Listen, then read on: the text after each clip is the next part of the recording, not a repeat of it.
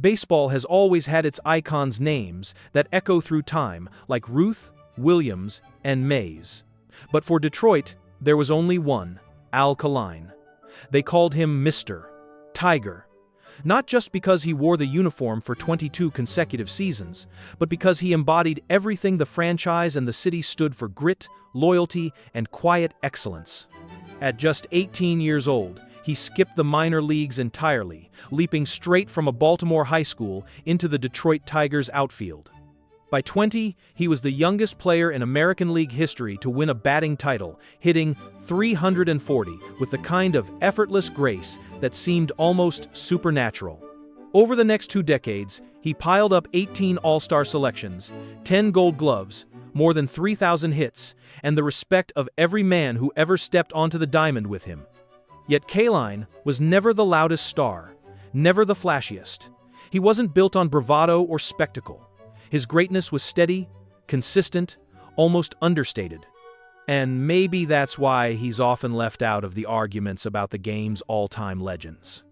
He gave Detroit a World Series title in 1968, carried the weight of a city in decline on his back, and still walked away with the reputation of a gentleman in a sport not always known for them. But here's the question that lingers, decades after his final game. Was Al Kaline simply Detroit's beloved favorite son, or was he one of the greatest ballplayers to ever live? Overlooked only because his brilliance was too steady to ignite headlines? Al Kaline was born on the 19th of December, 1934, in Baltimore, Maryland, into a working-class family that knew more about hard labor than headlines. His father, Nicholas, worked long hours to provide for the family, while his mother, Naomi, held the home together with quiet strength. They didn't have much, but what they did have was a son with a gift that would shape not only his future, but the destiny of a city hundreds of miles away. As a child, Kaline faced something that could have ended his baseball dreams before they began. He was born with a deformity in his left foot that required surgery, leaving him with a scar that stretched from his ankle to his toes. For many, it would have been a reason to quit, but for young Al, it became a reason to persevere. Every step he took on the playground, every run around the bases, was a small act of defiance against the odds. He fell in love with baseball early. On the sandlots of Baltimore, Kaline developed a swing that was smooth and natural, something coaches would later describe as effortless. He was fast, precise, and had an arm that seemed to carry forever. By the time he was in high school, the local papers were already writing about the boy who could hit anything thrown at him. But there was no glamour in his rise. He practiced with scuffed-up balls, played with hand-me-down gloves, and spent his summers playing until the sun fell below the rooftops. Baseball wasn't just a pastime, it was escape, identity, and dream all wrapped together. Teachers recalled a quiet, polite boy, never boastful, never seeking the spotlight, but every time he stepped onto the field, his presence demanded attention. By 17, scouts from the Detroit Tigers knew they were watching something rare. A boy from Baltimore with a foot that shouldn't have allowed him to run was sprinting past the competition. In 1953, right out of high school, he signed with Detroit for $35,000, a fortune at the time, but also a leap of faith. He wouldn't see the minor leagues at all. The Tigers believed he was ready, and the boy who had once been told his foot might hold him back was suddenly standing under the bright lights of the American League. For all his grace on the field, Al Kaline's career was not without its struggles. The same body that carried him to greatness often betrayed him with injuries. He broke bones, tore ligaments, and endured nagging pain in his shoulders, back, and feet. In 1968, the year of Detroit's magical championship run, Kaline spent nearly 2 months sidelined with a broken arm, a cruel twist for a man in the twilight of his prime. Many wondered if he would even be able to contribute when it mattered most. Yet, as always, he returned and delivered when the Tigers needed him most. Kaline was also a player, forever measured against the giants of his era. In the age of Mickey Mantle's home runs, Hank Aaron's pursuit of Babe Ruth, and Willie Mays' dazzling brilliance, Kaline's steady excellence was sometimes overlooked. He never hit 40 home runs in a season. He never won an MVP award, though he came close. For fans who judged greatness by spectacle, Kaline was easy to dismiss.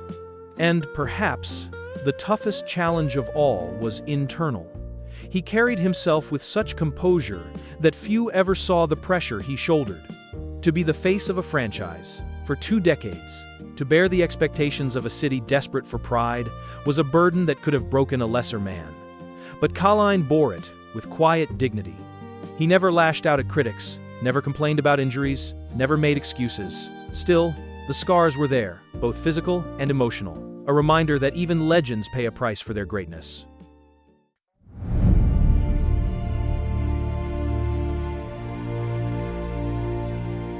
By the mid-1950 seconds, Al Kaline had already claimed his place as the youngest batting champion in American League history, but that was only the opening act. What followed was more than 2 decades of excellence. A career defined not by one spectacular season, but by an unwavering consistency that few players in the history of baseball could match. Kaline was not a flamboyant superstar. He did not pound his chest or bat flip into the spotlight. His greatness came from refinement, an elegant swing that seemed to carve the ball into the outfield with surgical precision, a defensive awareness that turned right field into a fortress, and a mental toughness that kept him steady in a sport defined by failure. Over 22 seasons, all with the Detroit Tigers, Kaline amassed 3,007 hits, 399 home runs, and 1,582 RBIs. His career batting average sat at .297, tantalizingly close to the mythical .300 mark, and his lifetime on-base percentage of 376 reflected an approach built on patience and control. In an era that included the power of Mickey Mantle, the speed of Willie Mays, and the charisma of Roberto Clemente, Kaline carved his own identity as the balanced ballplayer, someone who did everything well. Defense was his calling card as much as hitting. With a cannon arm and impeccable instincts, he earned 10 Gold Glove awards, each one a testament to his mastery of right field. Runners who dared to test him often learned the hard way. Kaline's throws were strong, accurate, and unforgiving. He was the type of player who could change the outcome of a game not just with a bat, but with a single throw to third base that nailed a runner by a step. And then came 1968, the season Detroit had been waiting for. That year, the Tigers stormed through the American League, finishing with 103 wins. Kaline, by then a 34-year-old veteran, missed nearly 2 months with a broken arm. Lesser men might have faded into the background. Instead, Kaline returned just in time to make his mark on the Tigers' most glorious run in decades. In the World Series against the St. Louis Cardinals, Kaline shined under the brightest lights. He hit .379, drove in 8 runs, and delivered clutch hits that swung momentum in Detroit's favor. In Game 5, with the Tigers facing elimination, Kaline ripped a 2-run single in the 7th inning to give Detroit a lead they would not surrender. It was the kind of moment that defined a career, not flashy, not loud, but vital, steady, heroic. The Tigers went on to win the series in 7 games, and for the city of Detroit, reeling from years of social unrest and economic hardship, that championship was more than a trophy. It was a symbol of pride. At the center of it stood Al Kaline, their quiet leader. Fans and teammates alike revered him. He was an 18-time All-Star, appearing in the Midsummer Classic across 3 different decades. That consistency, year after year, is what made Kaline extraordinary. While others rose and fell, Kaline remained. He never hit 40 home runs in a season, never posted the gaudy power numbers of his contemporaries, but he was always there, always reliable, the steady heartbeat of a franchise. Even as age caught up with him, Kaline continued to produce.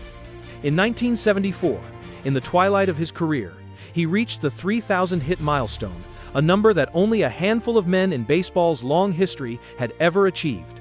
That single act cemented his immortality. Fittingly, he became the first Tiger to reach the mark, forever linking his name with the franchise's deepest traditions. And then there was the way he played the game.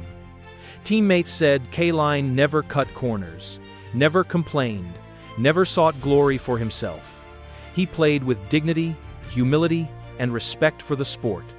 Sports writers often referred to him as baseball's gentleman. Even opponents admitted that Kaline was the rare star you couldn't hate. His presence commanded respect, not through intimidation, but through class. It is easy, in hindsight, to overlook steady greatness. In an age where headlines favored home run chases and explosive personalities, Kaline's career was a slow-burn 22 years of excellence that added up to a Hall of Fame legacy. In 1980, when his name appeared on the ballot for the first time, the voters did not hesitate. With 88.3% of the vote, Kaline was inducted into Cooperstown in his first year of eligibility. To no one's surprise, he entered as a Detroit Tiger, the only team he had ever known, the only uniform he ever wore. For Detroit fans, the numbers only tell part of the story. To them, Kaline wasn't just a ball player. He was a constant presence, a figure who stood tall during good years and bad, a man whose loyalty matched his talent. When the Tigers were strong, Kaline made them stronger. When they struggled, Kaline gave them dignity. For a city that endured economic collapse, riots, and uncertainty during his career, Kaline was a reminder of stability, someone they could always count on. In the annals of baseball, his legacy is not defined by flash, but by balance. A hitter who could hit for average and power.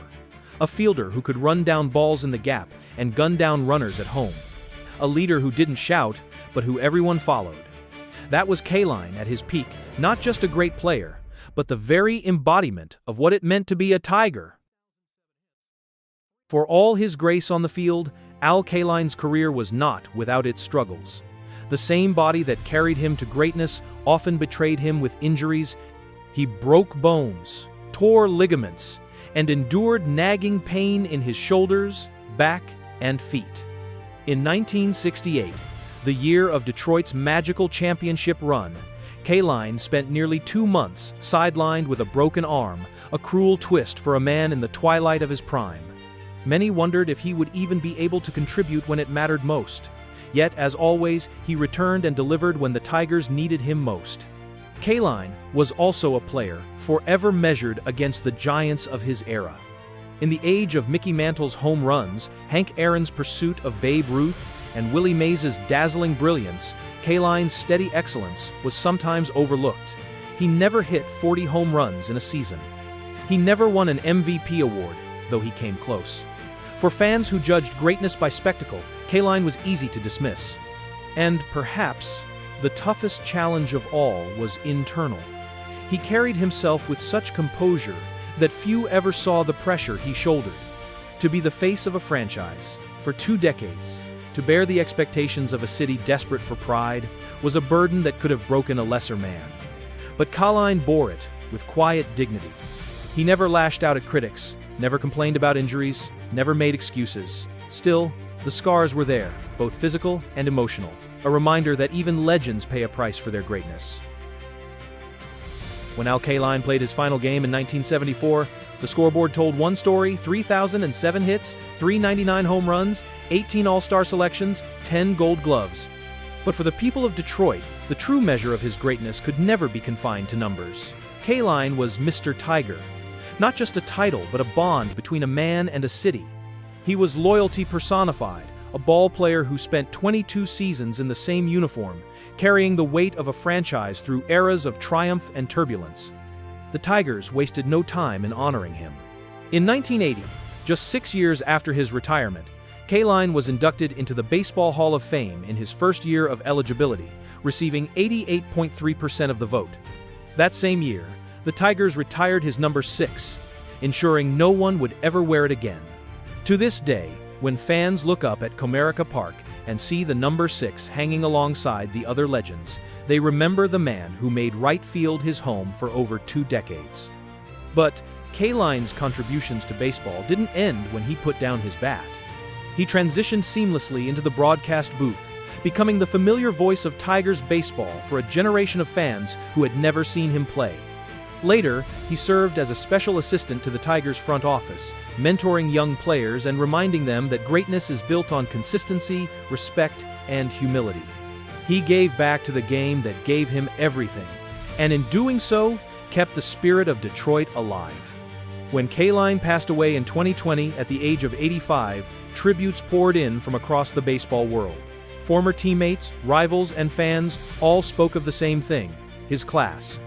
In a sport filled with egos, scandals, and controversy, Al Kaline stood apart. He was the gentleman of baseball, proof that greatness doesn't have to shout to be heard. His legacy endures not just in records or accolades, but in the way he played the game. Every young outfielder in Detroit who straps on a glove looks to Kaline as the standard. Every fan who tells their child about the greats of the past includes his name. His swing, his arm, his quiet smile, they are etched into the memory of a city and a sport.